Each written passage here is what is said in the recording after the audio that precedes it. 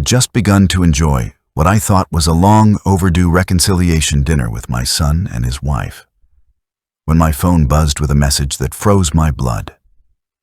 The text came from a number I did not recognize, and it read, "Leave immediately. Do not say anything to your son." My first instinct was to dismiss it as a mistake, but the tone was too direct, too urgent. Against every ounce of logic, I quietly excused myself and followed the command. That decision changed everything. Less than half an hour later, I stood on the sidewalk as police sirens cut through the night and officers marched toward my son's front door. Before we continue, please make sure to subscribe and share your thoughts in the comments. What would you do if you were warned in the middle of a family dinner to leave immediately without explaining why? The sound of running water filled my small kitchen as I stood at the sink, carefully washing a single plate and a lone fork. The apartment had grown too quiet over the past few years, silence pressing against the walls where laughter and conversation once lived. My late wife, Eleanor, used to hum as she cooked, filling every corner of this place with warmth. Without her, even the refrigerator's low hum felt hollow. On the counter stood her favorite teacup, a delicate porcelain piece with tiny blue flowers along the rim. I found myself cleaning it more often than necessary, as if polishing it could keep her presence alive. The cup never left the rack. It had become more a memorial than a piece of tableware. As I dried my hands on a worn towel, my eyes drifted to the photographs scattered across the refrigerator. There was one of my son, Ethan, standing proudly in his cap and gown, Eleanor's arm around his shoulders as he grinned at 17.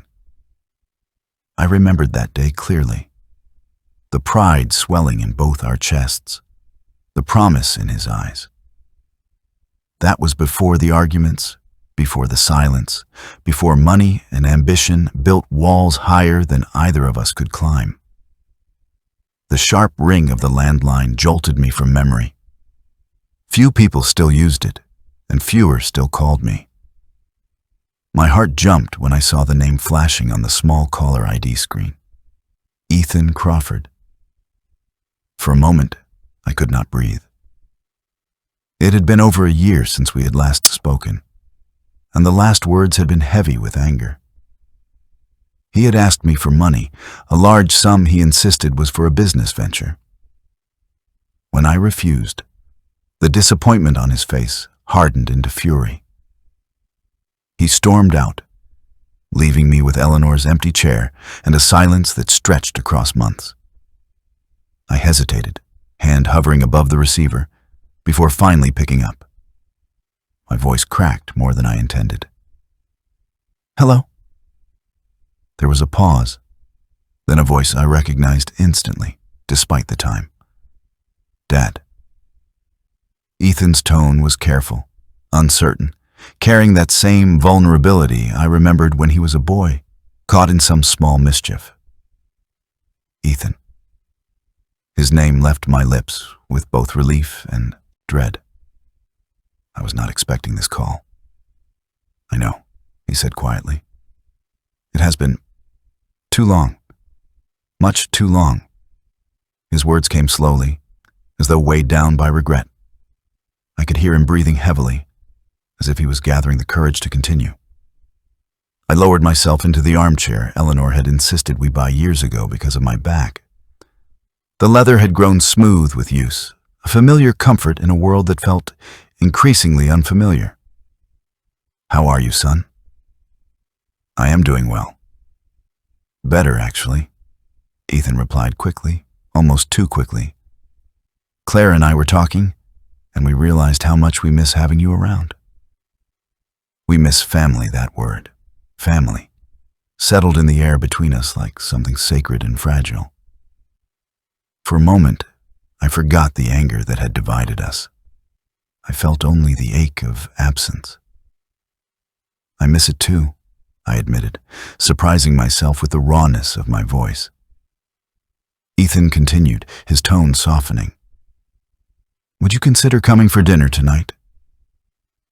Claire is making that roast you always loved. We want to talk, really talk.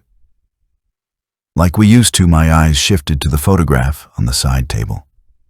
Ethan and Claire on their wedding day, Eleanor radiant beside me, her smile wider than I had ever seen. It had been one of the happiest days of our lives, long before things soured. Eleanor used to say that time has a way of guiding families back together. Perhaps she had been right. "Tonight?" I asked, uncertain if I had heard him correctly. "Yes, tonight," Ethan urged. "I know it is sudden, but Claire has already started cooking. We do not want to wait any more. We have wasted enough time." Something in his voice tugged at me, something reminiscent of the little boy who used to fear thunderstorms and crawl into our bed for safety. Maybe this was his way of trying to come home. "What time?" The words surprised me, but once spoken, I could not take them back. 7:30, he answered. "We moved to Westwood last year. I will text you the address. Dad, thank you for giving us this chance." After the line went dead, I sat in the quiet room, staring at the photo in my trembling hands. Eleanor's smile seemed to whisper to me from the frame. It is time to go back. It is time to heal. The silence felt different now, charged with the possibility of something better. I rose with a sense of purpose I had not felt in months. Upstairs, my bedroom was still a museum of memories. Eleanor's perfume bottles lined her dresser, faint traces of her scent clinging to the air. I opened the closet and pushed aside old sweaters until my hand brushed against a garment bag. Inside was the navy blazer Eleanor had bought me years ago, insisting I would need something respectable for important occasions. It had seen me through interviews, anniversaries, and even her funeral. Tonight, I decided, it would serve one more purpose. I showered, shaved, and studied my reflection. The lines on my face had deepened, and silver had spread through my hair. I wondered if Ethan would notice, if Claire would see the loneliness written in every crease. On the counter sat Eleanor's perfume, Chanel number 5, the one she bought herself each Christmas. I touched the bottle gently, then set it aside and reached for my own aftershave. Some things were too personal to borrow from. Dressed and ready, I retrieved a bottle of aged bourbon from the cabinet. A peace offering, something to bridge the gap between old wounds and new beginnings. My phone buzzed with Ethan's message. 142 Willow Drive, Westwood. Excitement mingled with nervousness as I typed the address into a ride-sharing app. While waiting for the car, I stood by the window of my modest apartment, watching the familiar rhythm of the neighborhood. Across the street, Mrs. Lopez watered her plants, waving as she noticed me. I waved back, feeling lighter than I had in years. Maybe tonight really could change things. Maybe family could find its way back. The car arrived promptly, a clean sedan driven by a polite man who chatted briefly about the pleasant weather. As we pulled away, I watched Queens dissolve into highways, and highways transform into manicured streets lined with grand homes. My unease grew as we approached Westwood, one of the most expensive suburbs in New Jersey. When the car slowed before a massive stone front mansion, I could only stare. The driveway circled around a fountain lit with golden lights. 2 luxury cars sat gleaming under the fading sun. The house looked like something out of a magazine, too polished, too perfect. "This is it, sir," the driver said cheerfully. I paid him, my hands trembling slightly, and stepped out onto the smooth stone drive. My shoes clicked against the path as I made my way to the enormous oak door. Before I could raise a hand to knock, the door swung open. A middle-aged woman with kind eyes stood in the entryway, wearing a neat black dress that marked her as the housekeeper. Her smile was warm, but her eyes flickered with something else. Hesitation, maybe even concern, before the expression disappeared. "Mr. Crawford," she greeted me warmly. "Mr. Ethan and Mrs. Claire are so happy you are here. Please, come inside." The air smelled faintly of fresh flowers and expensive candles. Crystal chandeliers cast soft light across the grand foyer, and a sweeping staircase curved toward the upper floor. Everything looked extravagant, but beneath the shine, I felt a faint unease that I could not name. Then I heard my son's voice, echoing down the hallway. "Dad." Ethan appeared with a broad smile, dressed in a tailored suit that made him look older, more polished than the boy I remembered. His embrace was firm, perhaps too firm, as if he was holding on longer than necessary. "You look great," he said, stepping back to study me. "Really great." Before I could respond, Claire appeared, graceful and poised in a silk dress that shimmered under the chandelier. She kissed my cheek with a smile that was almost too perfect. "Harold," she said warmly, "you look wonderful." "We are so glad you came," I tried to smile back, telling myself this was the reunion I had longed for. But as I looked around at the wealth, the perfect staging, and the careful performances of my son and his wife, I could not shake the faint whisper in my mind that something about this evening was not quite what it seemed. The foyer was immaculate, its marble tiles polished to a shine that reflected the chandelier's glow like a pool of golden light. The sheer scale of the place made me feel small, as though I had stepped into a stage play where every detail had been rehearsed to perfection. "Come through?" Ethan urged with a bright grin, leading me down a wide corridor lined with oil paintings. "Claire has gone all out for this dinner. We wanted tonight to be special." Claire slipped her hand through his arm, her smile radiant. "Yes, Harold. We have been planning this for weeks." "It means the world that you agreed to come?" I nodded, forcing myself to match their enthusiasm. "It is good to see you both again. It has been far too long." The housekeeper, whose name I soon learned was Monica, quietly took my coat. For the briefest moment, her eyes met mine, and I thought I caught another flicker of unease before she lowered her gaze. She disappeared into another room, leaving me with Ethan and Claire. Ethan clasped my shoulder firmly, his tone overflowing with cheer. "You brought something?" "Yes," I said, handing him the bottle of bourbon I had chosen carefully. "I thought it might be a nice way to mark the occasion." He lit up as if I had handed him treasure. "Perfect, absolutely perfect. Thank you." Dad Claire's perfume lingered in the air as she guided me toward a room just off the hallway. When the double doors opened, I could not help but pause in awe. The dining room looked like something from a lifestyle magazine. A long mahogany table gleamed beneath a chandelier. China plates set with precision, silverware glistening in perfect alignment. Cloth napkins folded into elegant shapes.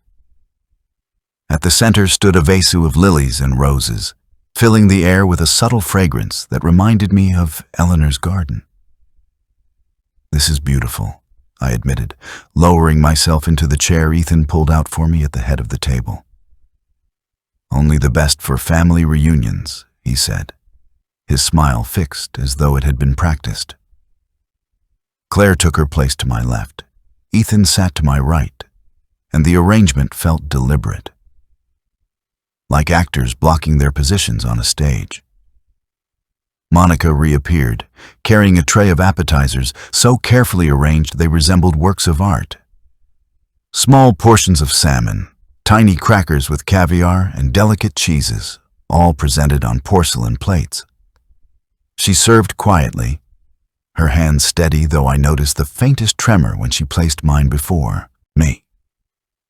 "To family," Claire said as Ethan opened the bourbon, pouring generous servings into crystal tumblers that caught the chandelier's light.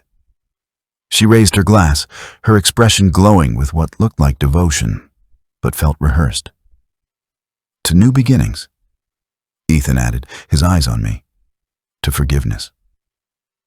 The words struck something deep within me, and I lifted my glass. The bourbon burned warmly down my throat, the flavor rich, the moment almost tender. For a brief second, I wanted to believe this was real. Dinner began with careful conversation. Claire asked about my restaurants, her interest sharp and deliberate. "Ethan tells me you built the entire business from the ground up. 7 locations now, is that right?" I swallowed another sip of bourbon before nodding. "Yes, a lifetime of work. Your mother, Eleanor, had a hand in every decision. She always believed employees should be treated like family and customers like friends. That is what kept us afloat," Claire smiled brightly. "That is admirable. Not many people have your discipline and foresight." Ethan refilled my glass before I noticed it was empty. His eagerness struck me as unusual, but I let it pass. The warmth of the bourbon spread through me, loosening a tension I had carried for too long. As Monica brought in the soup course, lobster bisque with fresh herbs, I studied her closely. She avoided my gaze this time, focusing on her work with an almost anxious intensity. Something about her silence unsettled me. Claire dabbed her lips delicately with her napkin. "Have you ever thought about slowing down? Retiring? Passing the business on to someone else?" The question landed heavily, though her tone was light. Ethan's eyes flicked toward her, then back to me. "The restaurants keep me busy," I replied, shifting in my seat. "It is what Eleanor and I built together." "I have not given much thought to retirement," Ethan leaned in slightly. "But you cannot run them forever. Have you considered succession plans? Legal arrangements for the future?" I frowned, though the bourbon softened the edges of my concern. "One day at a time, Ethan. That is how I live now." Their eyes met for the briefest moment across the table, a silent exchange that did not escape me. They were pressing the subject, carefully but persistently, and I began to feel as though the conversation was not casual at all, but scripted. When the main course arrived, the smell of roast beef filled the air, seasoned in a way that instantly reminded me of Eleanor's cooking. My fork paused midway to my mouth as the memory hit. "This tastes exactly like your mother's recipe," I murmured, my chest tightening with both gratitude and suspicion. Claire beamed, her tone almost triumphant. "I wanted tonight to feel like home. Family takes care of family." Her words should have comforted me, but instead they landed heavily. I took another sip of bourbon, noticing how light-headed I already felt after just 2 glasses. It was unusual. My tolerance had never been so low. Ethan kept the conversation flowing with stories about his ventures in real estate, though his answers were vague whenever I asked direct questions. Claire's curiosity about my finances grew sharper with each moment, her inquiries circling around profit margins, property values, and ownership papers. Through it all, Monica moved silently between the kitchen and the dining room, clearing plates, bringing fresh water, her hands trembling more noticeably now. At one point, she dropped a fork, the sharp clatter echoing against the marble floor. She froze for half a heartbeat, then quickly retrieved it, her face pale. "You seem a little pale yourself, Dad," Ethan said suddenly, studying me closely. "Are you feeling all right?" I forced a smile, though I felt unsteady. Perhaps the food and drink are catching up with me. Claire reached across the table, her fingers brushing mine in a gesture that felt calculated. Do not push yourself. We want you to feel comfortable. I nodded, but inside, something gnawed at me. My body felt heavier than it should, my head light. Every detail of the evening, the perfection of the table, the carefully rehearsed warmth, the subtle probing about succession, stacked together into a picture I could not yet define but instinctively mistrusted. As I shifted in my chair, my phone buzzed in my pocket. I pulled it out, expecting a message from one of my managers at the restaurants. But the number on the screen was unfamiliar. Local, yes, but one I did not recognize. The message appeared in stark capital letters. Stand up and leave. Now. Do not speak to your son. For a moment, the room seemed to tilt around me. My stomach clenched, and my breath caught in my throat. I reread the words, certain I must have misunderstood. But there it was again. A command, urgent and chilling. Claire's voice reached me distantly. Harold, are you all right? You look pale. I tucked the phone quickly back into my pocket, forcing a weak smile. Just a message. Nothing important, but it was important. More important than anything. Someone, somewhere, knew something I did not. Someone believed I was in danger. The words repeated in my mind, as though carved into stone, and for the first time that evening, I became aware of every detail around me. The glint of crystal glasses under the chandelier, the faint tremor in Monica's hands as she cleared a dish, the sharpness of Ethan's eyes as he studied my every reaction. Claire leaned closer, her tone smooth as silk. You truly look unwell, Harold. Perhaps you should have some water. Ethan nodded quickly, his expression one of rehearsed concern. Yes, Dad. Maybe step away for a minute. Get some air if you need it. I forced a smile, though my skin prickled with unease. Perhaps that is a good idea. Excuse me. Ethan gestured down the hall. Bathroom is the second door on the left. We will wait for you. Monica will bring dessert. I rose carefully, testing my balance. The room swayed slightly, the effect far too strong for the amount of alcohol I had consumed.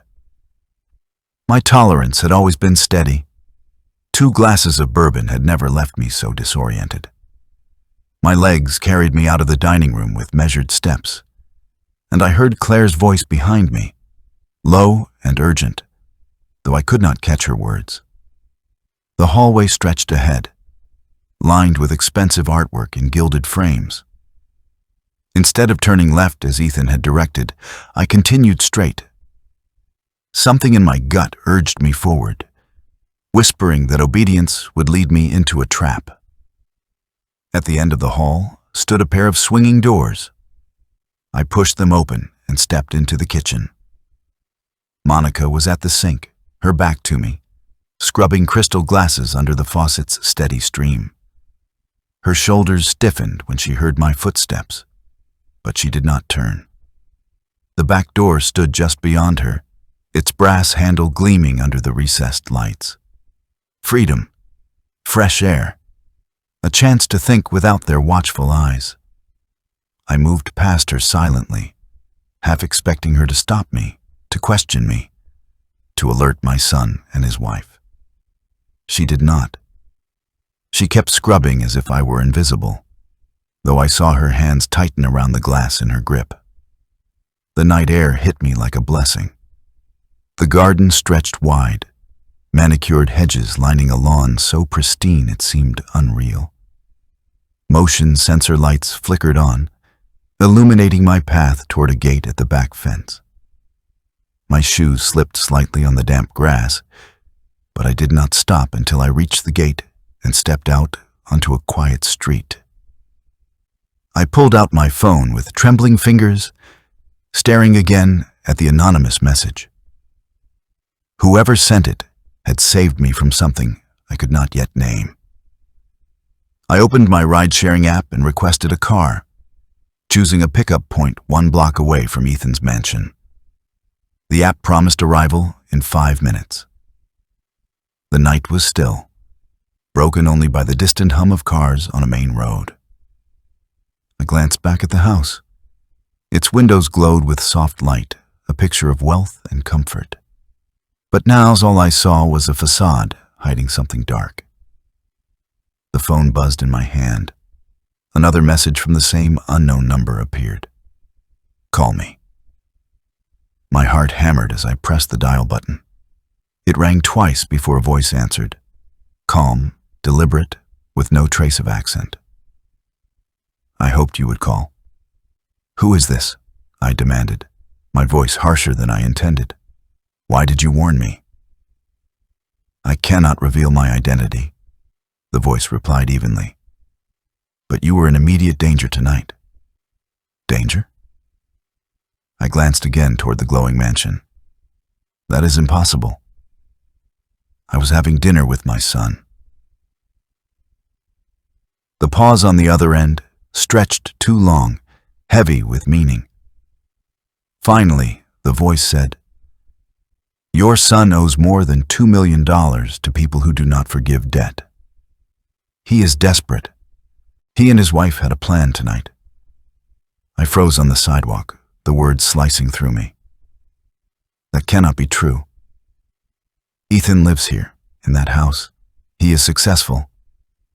"He is drowning," the voice interrupted. "And desperate men do desperate things. They invited you not to reconcile, but to strip you of everything you built." I gripped the phone tighter, my knuckles whitening. "Explain." "The bourbon you brought was tampered with. They slipped something into it, zetralum, a chemical that multiplies alcohol's effects, making you compliant, suggestible. With the right dose, you would sign anything they placed in front of you, then remember almost nothing."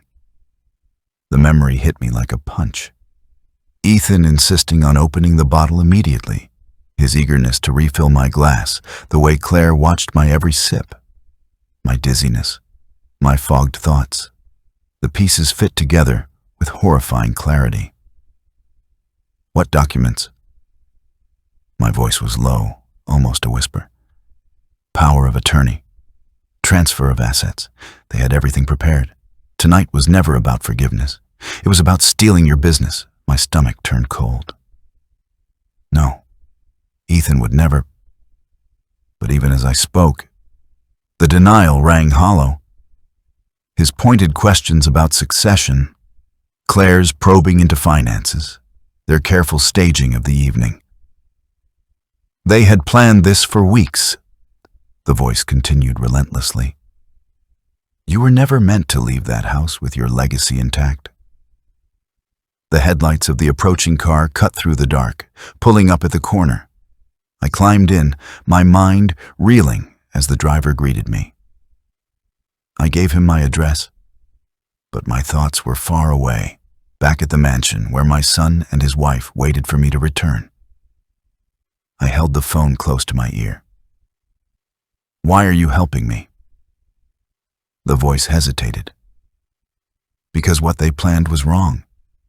Because no father should suffer this betrayal." Silence stretched between us, broken only by the sound of the car merging onto the main road. My chest tightened as though the weight of the world had settled there. My son, the boy Eleanor and I had raised with such hope, had tried to drug me for profit. "Who are you?" I pressed again. "How do you know all this?" There was a pause, then the answer came, softer this time. "Someone who sees more than people realize." Someone who could not stand by, I leaned back against the seat, eyes fixed on the blur of passing lights. One thought consumed me now. If what the caller said was true, then Ethan was not just reckless. He was dangerous. I I stared out the car window as we sped past darkened storefronts and quiet houses, the streets of Westwood giving way to open stretches of highway. My phone felt heavy in my hand, the voice on the other end steady, patient, waiting for me to absorb what had just been revealed. "Explain everything," I said finally, forcing calm into my tone though my heart hammered in my chest. "What exactly is my son involved in?" The voice did not hesitate. "Ethan has been gambling for years. It began with sports betting and high-stakes poker. When the losses grew, he borrowed heavily from men you do not want to owe. Private lenders, criminals. They extended him credit he could never hope to repay. He used property as collateral, borrowed against the house, forged signatures.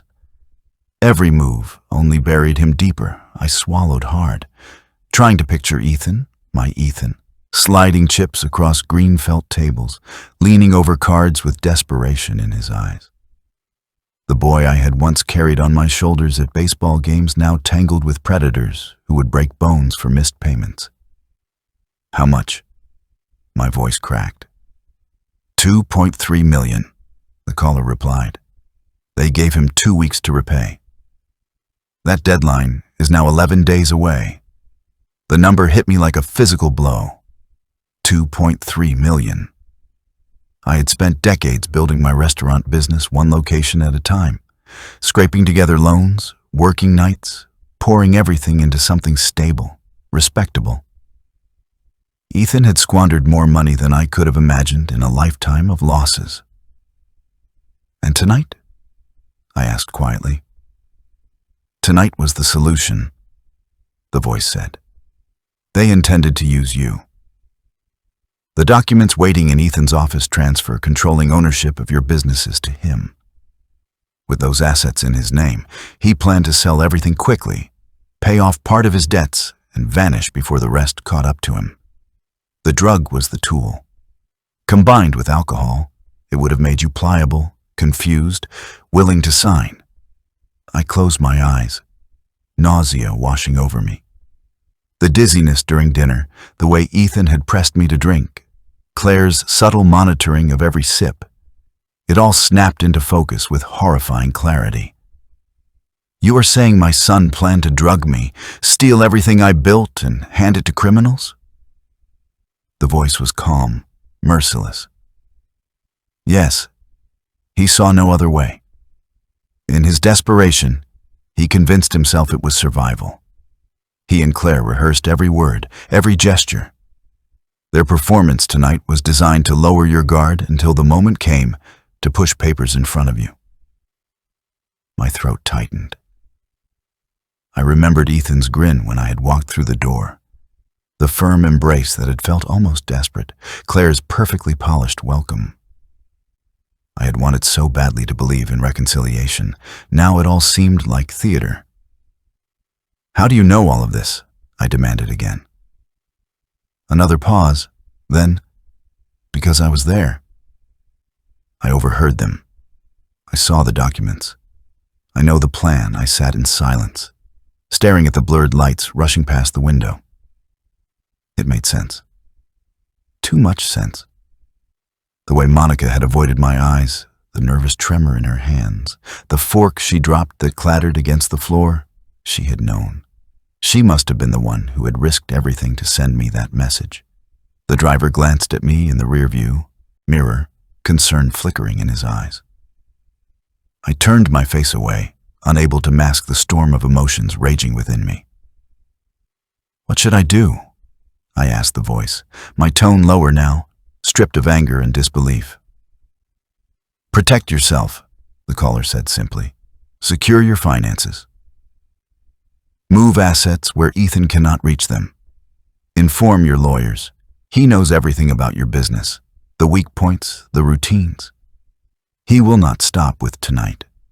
His debtors will push him harder as the deadline approaches." "And if I go back?" I asked. "If I confront him?" The voice grew sharper. "Then you risk becoming a victim. They will not hesitate to try again. They cannot afford failure. If you walk back in that house alone, you may not walk out. The Uber driver shifted lanes, headlights from oncoming cars flashing across his face. My stomach knotted as I realized the choice before me. I could go home to the safety of my modest apartment in Queens, lock the door, protect what remained of my life. Or I could turn back, face Ethan, and risk everything. The phone buzzed in my hand again. Another call, this time from Ethan's number. I ignored it, letting it ring until it went silent. A minute later, a message appeared. "Dad, where are you? Are you all right? Claire is worried sick." The words twisted like a knife. Only hours ago, I would have believed them without hesitation.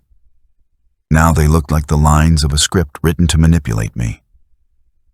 I thought of Eleanor then, her gentle voice telling me, time and again, that family was worth fighting for. But what do you do when family turns against you? When your own blood would poison you to steal your life's work? The caller spoke again, as if sensing my hesitation. "You escaped once. Do not underestimate how desperate they are. Ethan is not thinking like a son anymore. He is thinking like a cornered animal."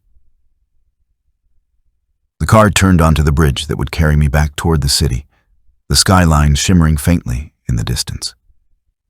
Safety lay ahead. Comfort. Familiarity. But as I looked at the lights across the water, another thought rose, clear and sharp. If Ethan could do this to me, he could do it to others. If I let him succeed tonight, what would he do next? "Why are you telling me this?" I asked quietly, almost to myself. "Why take the risk?" The voice softened. "Because someone had to. And because you deserve to know the truth about the people you trust." The line went silent after that, the caller refusing to say more. I stared at my phone, heart racing, mind torn. 11 days until Ethan's debt came due. 11 days before men much worse than him came knocking. The driver cleared his throat gently. "Sir, still going to Queens?" I hesitated, gripping the phone in my hand, Eleanor's face flashing in my mind, her voice whispering as though from the past. "Do the right thing, Harold, even when it is hard." I sat up straighter, decision hardening in my chest. "No, change of plans." The driver glanced back, surprised. "Where to?" "Back to Westwood," I said firmly. "But not alone." My fingers trembled as I dialed a new number, 911. The operator's voice came after 2 rings. "Emergency services. What is your emergency?" I swallowed, my voice steady but heavy with the weight of betrayal. "My son and his wife are attempting to poison me for money. They are still at the location with documents prepared. I have evidence." The words sounded foreign even as I spoke them, but once released, they became reality. The dispatcher asked a rapid series of questions: nature of the poisoning, number of suspects, whether weapons were present. I answered as calmly as I could, every syllable pulling me further from denial into the truth. "Officers are on their way," the dispatcher confirmed. "Estimated arrival in 20 minutes. Sir, do not return to that house until we advise. Do you understand?" I looked out at the darkened highway, the faint glow of Westwood still behind me. Eleanor's photo in my wallet seemed to burn against my chest, a silent reminder of her strength. I took a breath. "I understand," I said. But the truth was, I had already decided. I ended the call and leaned forward toward the driver. "We are going back to Willow Drive." He glanced at me in the mirror, uncertainty flickering in his eyes. "Sir, with respect, you do not look well. Maybe you should go home, get some rest." "This is not a rash decision," I cut in, my tone firmer than I intended. Please turn around. The driver nodded reluctantly, signaling and shifting lanes at the next opportunity. As we turned, the city skyline faded into the distance, replaced once again by sprawling suburbs. Each mile closer to Westwood felt heavier, like I was walking willingly toward an execution. I pulled Eleanor's photograph from my wallet and studied her smile, edges worn soft from years of handling. She had always been the braver one, the one who pushed me to face what was uncomfortable. "You would not run from this," I whispered, though my throat tightened as the words left me. "You would confront it." The driver kept glancing back, but wisely said nothing more. The silence inside the car stretched, broken only by the low hum of the tires against the road. I scrolled through my phone absently, 3 missed calls from Ethan staring back at me. Another message appeared. "Dad, please, we are worried. Come back." I deleted it without opening. Whatever concern those words claimed to hold, they were poisoned just like the bourbon he had pressed into my hand. The longer I stared out at the rows of elegant houses, the clearer my purpose became. This was not only about me anymore. If Ethan was desperate enough to drug his own father, what would stop him from preying on others once I was out of the way? If I remained silent, he would destroy not only my life's work but his own future. And perhaps Claire's too. We reached the quiet streets of Westwood again, where manicured lawns stretched endlessly, each home glowing with the serene facade of success. My chest tightened. To a casual passerby, these houses radiated peace and prosperity. But behind the doors of Ethan's mansion lay betrayal, greed, and desperation. "Wait here when we arrive," I told the driver. "This might take some time." His hands tightened on the steering wheel.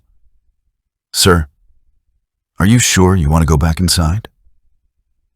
I met his gaze in the mirror. Sometimes you have to choose between safety and what is right. We slowed as police vehicles passed us in the opposite direction, headlights dimmed but unmistakably official. They turned onto Willow Drive ahead of us, their movements controlled, efficient. My heart hammered against my ribs as the blue and red glow flickered faintly against the distant rooftops. The driver pulled over at the corner, just short of Ethan's house. "This is as close as I can take you without blocking the police." I nodded, slipping money across the seat though my hands trembled. "Thank you." As I stepped out, the night air hit me cold and sharp, cutting through the fog of bourbon and betrayal. The mansion loomed ahead, its windows glowing like eyes watching my approach. Each step along the curved driveway felt deliberate, my shoes striking against the pavement with the weight of purpose. When I reached the massive oak door, I paused, my hand trembling as it hovered over the bell. Memories rushed through me. Ethan as a boy, running into my arms after his first baseball game. Ethan at 12, struggling with algebra until Eleanor and I stayed up late helping him. Ethan on his wedding day, beaming with pride beside Claire. Those memories clashed violently with the man who had tried to drug me hours earlier. I pressed the doorbell. The chime echoed through the mansion, deep and resonant, like the tolling of a bell at a funeral. Footsteps approached quickly, too quickly for casual concern. The door swung open, and Ethan stood there, his smile wide but eyes sharp, scanning my face with both relief and suspicion. "Dad, where have you been?" We were so worried his tone carried the perfect blend of alarm and affection, but I heard the hollowness beneath it. I forced my voice into something steady, though my pulse thundered. I needed some air.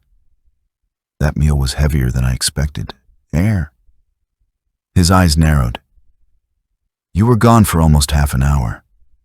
Claire thought something had happened to you. Time got away from me, I said evenly, stepping past him into the foyer. Beautiful neighborhood you live in. I took a longer walk than planned. Claire appeared from the dining room, her dress slightly wrinkled, her expression carefully composed. Harold, you scared us half to death. You look better, though. Did the walk help? I gave a small nod, noting the tension in her jaw. Her fingers brushed my arm lightly, lingering too long, as though testing whether I would recoil. Yes, I replied. I feel much steadier now. Thank you. The foyer that had dazzled me earlier now felt oppressive. Every expensive detail, the chandeliers, the marble, the polished wood, seemed like camouflage for the rot beneath. Claire's laugh was brittle, her smile too tight. Perhaps you had too much wine. Rich meals can do that. Perhaps, I agreed smoothly. But I think I would like to sit down again, if that is all right. They exchanged a glance, silent but loaded with meaning. Ethan's fingers drummed against his thigh, an old nervous habit I had not seen since he was a teenager. Of course, Dad, he said finally. Whatever you need.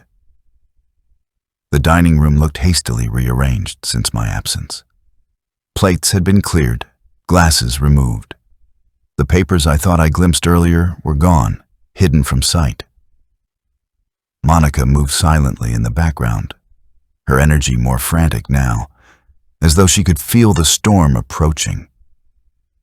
I lowered myself into the chair at the head of the table. Ethan sat beside me again, Claire on the other side. Both of them flanking me just as before. Their smiles stretched across their faces, but their eyes betrayed something harder. Calculation, desperation. Claire folded her hands delicately on the table. You gave us quite a scare, but let us not let that ruin the evening. We have so much to talk about. I leaned back, studying them both, my face calm though my pulse quickened with every second. Outside, I thought I heard the faint crunch of tires on gravel, the low murmur of voices. Police arriving quietly. Time was running short, for them and for me. I straightened in my chair as Ethan poured fresh bourbon into crystal glasses, his hand shaking ever so slightly. Let us have one more toast, he said, his tone too cheerful, almost manic. A proper end to this evening. Claire leaned forward, her smile fixed like porcelain. Yes, Harold, let us raise our glasses. To reconciliation. To family, I watched as Ethan measured the liquor. His glass received a modest pour. Claire's an even smaller one. But mine he filled high, amber liquid swirling under the chandelier's glow. And as he lingered, I saw something else catch the light. Tiny particles, faint but visible, drifting lazily in the drink like dust motes suspended in sunlight.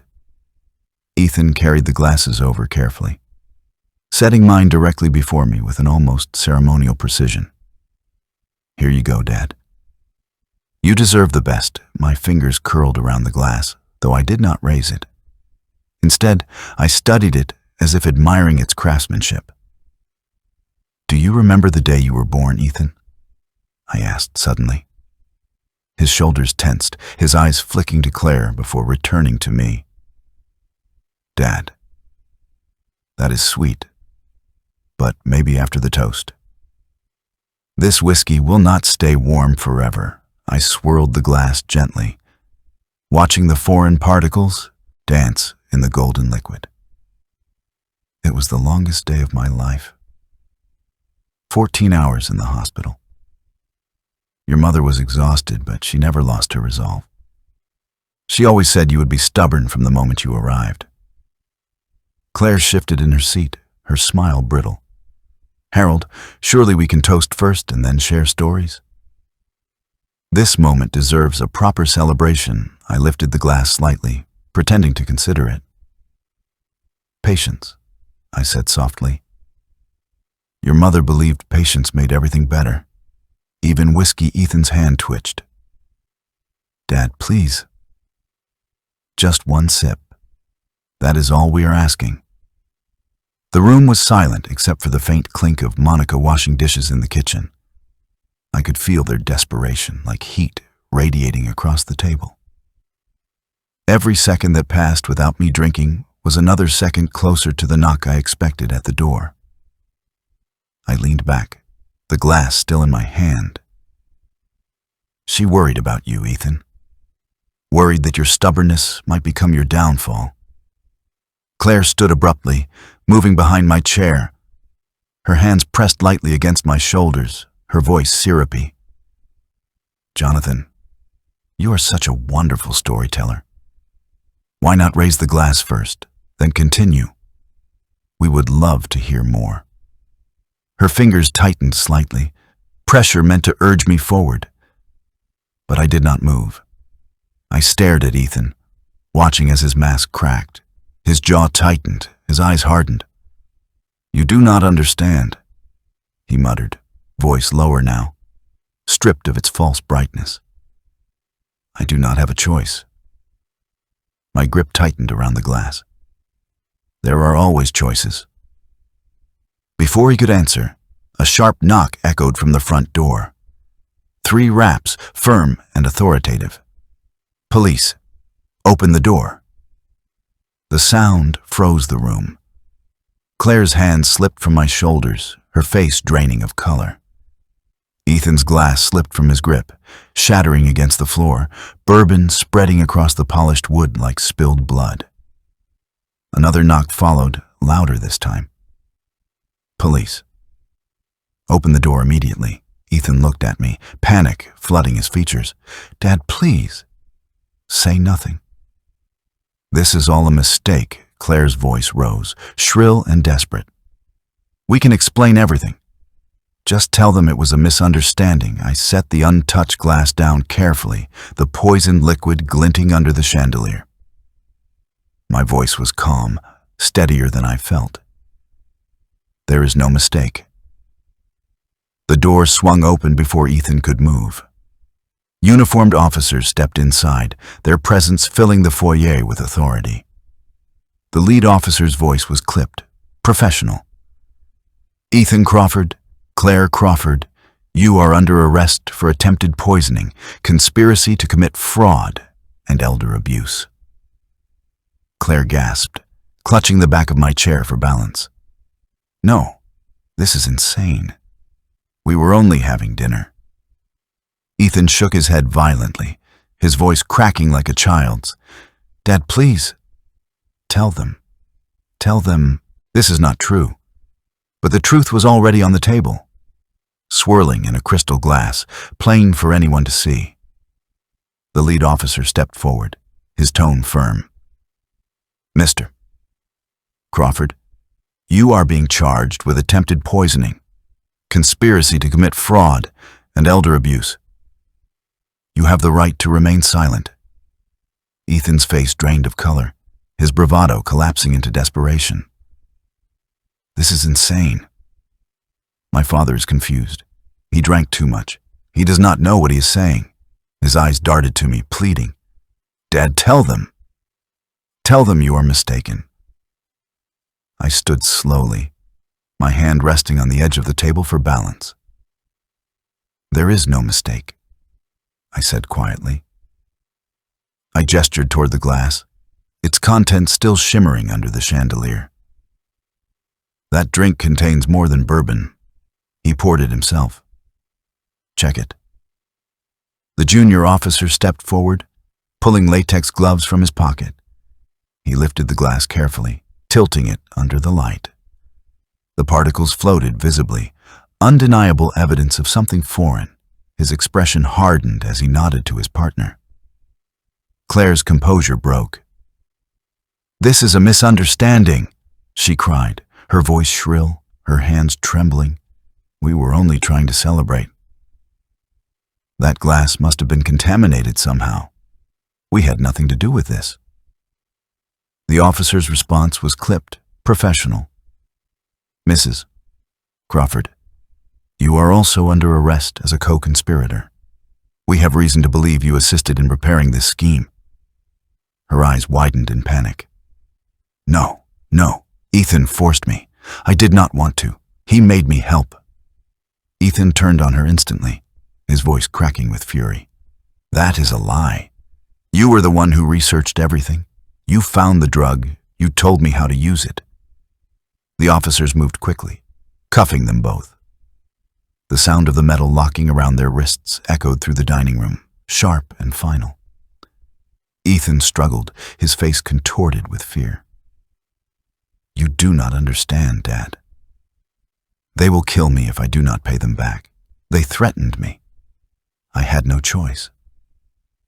I looked at him, the son I had once cradled in my arms, the boy whose hand I held through sleepless nights, the young man Eleanor and I had cheered for at graduation. My voice came out low, steady, each word heavy. You had choices, Ethan.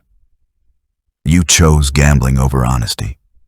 You chose lies over trust. And tonight, you chose to poison your own father. His knees buckled slightly, the weight of my words cutting deeper than the officer's grip on his arm. Claire was sobbing now, her mascara streaking down her cheeks, her once flawless appearance ruined. This is not who we are, she cried. We just wanted a chance to start over. We wanted security. The senior officer's expression did not soften. Security does not come from attempted murder. Monica appeared in the doorway, her hands clasped tightly in front of her. For the first time that evening, she met my eyes directly. There was no flicker of hesitation now, only quiet relief mixed with sadness. She had seen everything unfold, had chosen to act when silence would have been safer. The officers led Ethan and Claire toward the door, their protests growing weaker as reality set in. Blue and red lights from the waiting cars painted the walls of the grand foyer, the illusion of wealth dissolving into something far grimmer. Dad! Ethan cried out, twisting in the officer's grip. His voice cracked, raw and desperate. How could you do this to me? To your own son? Mom would be heartbroken. My chest tightened at the mention of Eleanor, but I stood tall. Your mother valued honesty above all else. She would never forgive what you tried to do tonight. His words dissolved into incoherent pleas as the officers pushed him outside. Claire stumbled after him, her sobs echoing against the marble floor. The heavy door closed behind them, muting their voices, but not the ache in my chest. The house fell silent, save for the faint clatter of Monica clearing the last of the untouched plates. The dining room looked almost unchanged at a glance. Silverware neatly aligned, flowers still fragrant, the chandelier casting its warm light. But to me, everything had been shattered. The perfect table had become a crime scene. I stood there, my hands trembling, my mind caught between grief and grim certainty. Ethan was my son, my flesh and blood. And yet, he had looked at me not as a father, but as a target, a means to an end. The realization hollowed me, carving out something I feared could never be filled. Monica approached cautiously, her voice soft. I am sorry you had to see this, Mr. Crawford, but at least now you know the truth. I nodded slowly, my throat too tight to answer. Through the window, I saw the police cars pulling away, carrying Ethan and Claire into the night. Their silhouettes were barely visible in the back seats, swallowed by flashing lights. For years I had dreamed of reconciliation, of seeing my son find his way home. Tonight, that dream had died under the weight of his choices. Hours later, I found myself sitting in the fluorescent-lit lobby of the Westwood Police Department. The place buzzed with late-night activity, officers booking drunk drivers, answering calls, and filling out endless paperwork. It felt strange to be there, not as a visitor, but as a father testifying against his own son. Detective James Ellison, a tall man with a steady presence, sat across from me, a cup of coffee cooling at his elbow. "Mr. Crawford, we will need your statement in full. Walk me through everything from the beginning, the dinner, the drinks, the message, the confrontation." I told him everything. My voice was even, measured, though inside I felt as though I were unraveling. When I described the bourbon, the unusual dizziness, and the particles swirling in the final glass, Ellison's jaw tightened. "Zetralum," he muttered. "Nasty substance. Rare, but we have seen it before in fraud cases. Strong enough to cloud memory, make someone compliant." He made careful notes. "Your son and daughter-in-law had legal documents ready. We recovered them from his office. Power of attorney, transfer of assets. They were waiting for your signature." My stomach twisted. I had suspected it, but hearing it confirmed made the betrayal heavier. "How long will they serve?" Ellison leaned back, rubbing his chin. "Attempted poisoning carries 8 to 12 years minimum. Conspiracy to commit fraud adds more. Given the circumstances, your son could be looking at 15 to 20. Claire slightly less if she cooperates, but she is still facing serious charges." I closed my eyes briefly. 15 to 20 years. My son would spend the prime of his life in prison, not because of chance or accident, but because of deliberate choices. Eleanor's voice echoed faintly in my memory. "Raise him to know right from wrong." I thought I had. Somewhere along the line, he had chosen otherwise. Through the reinforced glass across the room, I saw Ethan pacing his holding cell like a caged animal. Every few minutes he would glance toward me, his expression swinging wildly between anger and desperation. In the women's section, Claire sat hunched, her face streaked with tears, her hysteria carrying even through the heavy walls. "Dad!" Ethan suddenly shouted, his voice echoing across the station. "Please, I will change. I will pay it all back. Do not let them do this to me." Ellison shot me a knowing look. "He will try to manipulate you." "That is common in these cases," I nodded, though my chest ached. His mother always said I was too soft on him. Maybe if I had been harder. "Do not blame yourself," Ellison interrupted gently. "He is an adult." He made his choices. I leaned forward, lowering my voice. "Detective, the person who warned me, who sent the text, they saved my life. Do you know who it was?" Ellison's eyes flicked briefly toward the door. "We cannot disclose our sources, but sometimes good people make the right decision even when it costs them." I thought of Monica, her trembling hands, her careful silence, her deliberate avoidance of my gaze. The realization settled deep inside me. She had seen everything. She had taken the risk to intervene when no one else would. 3 hours later, after statements were signed and documents sealed, I was finally allowed to leave. As I stepped into the quiet lobby, my phone buzzed. The caller ID showed a name this time. Monica Lewis. I answered quickly. "Monica?" Her voice came through warm but hesitant. "Mr. Crawford, I hope you are safe." I exhaled, relief flooding me. "It was you. You were the one who warned me." There was a pause before she admitted softly. "Yes." I could not stay silent. I overheard them planning. They spoke in front of me as if I did not exist, as if I was furniture. They discussed the drug, the documents, every detail. I could not let them hurt you. Emotion tightened my throat. "You risked everything, your job, your safety. Why?" "Because you treated me kindly," she said simply. "You looked at me when you spoke. You said thank you." They never did. They dismissed me, insulted me as though I had no worth. I could not watch them destroy you. You reminded me of my father, honest, hard-working. He would have done the same. Tears stung my eyes, hot and unbidden.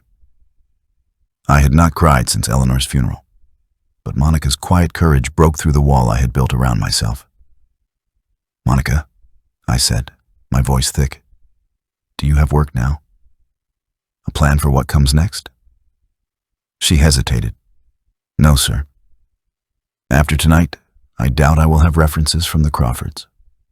I will look for something, but it will not be easy." I took a deep breath, clarity cutting through the exhaustion. I own 7 restaurants in Brooklyn. My newest location needs a manager. Someone I can trust, someone with integrity. You have proven tonight you are exactly that person. If you are willing, the job is yours. $60,000 a year to start, with benefits and profit sharing after a year. Her gasp carried through the line. "Mr. Crawford, I do not know what to say."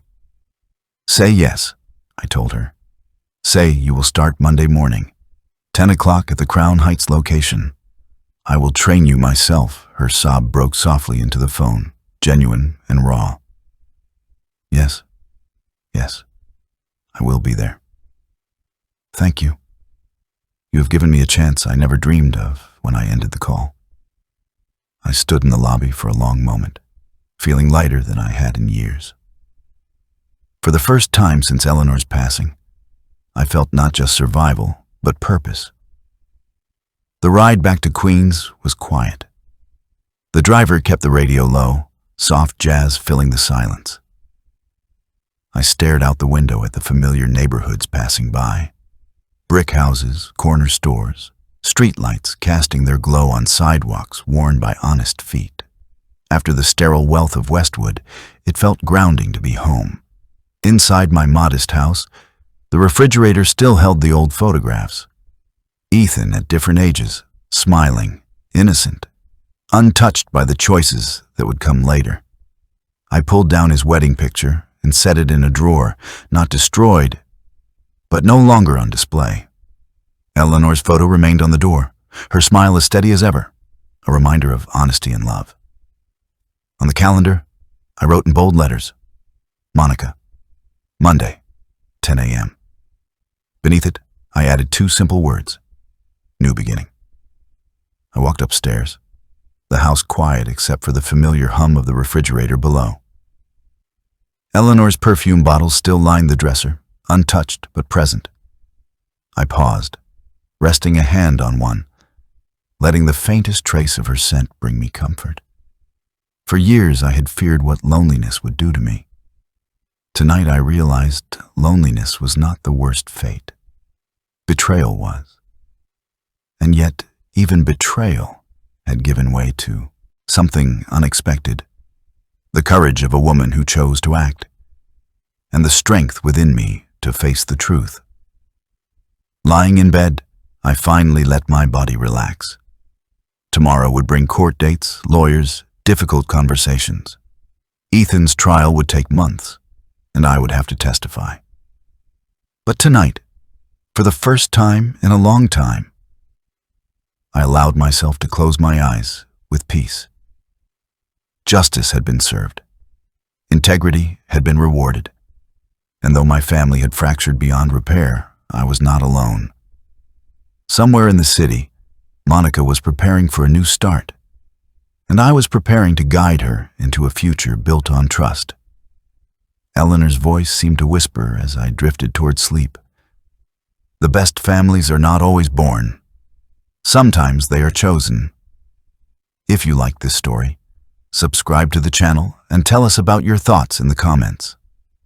To hear the next one, click on the box on the screen.